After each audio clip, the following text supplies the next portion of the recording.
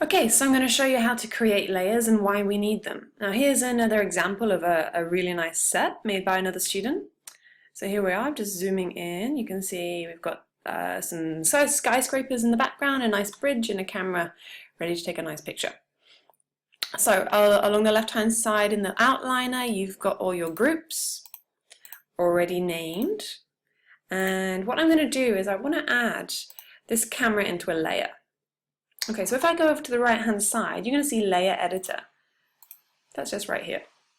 If you don't see Layer Editor, what you can do is go to Display, UI Elements, and make sure that Layer Editor has got a tick next to it.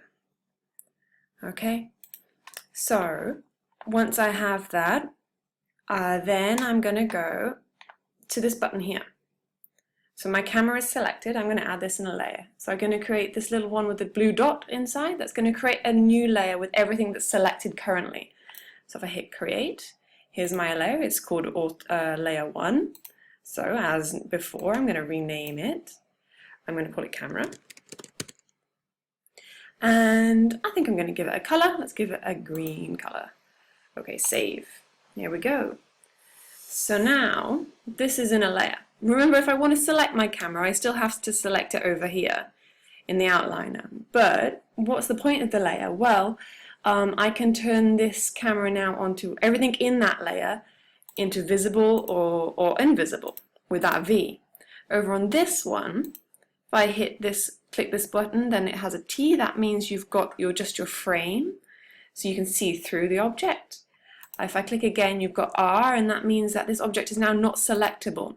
This is good once you've finished. See, I'm not able to select it. It's good because once you finish an object, you're happy with it, you're good with the position, you want nothing to change about it.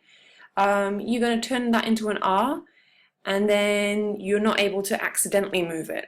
So that's really helpful, and that's good to do once you've finished your set. So I recommend turning all those onto R, or your layers that you make onto an R, so that you cannot select them anymore and you know you're finished with those objects. And that is how you create layers and why.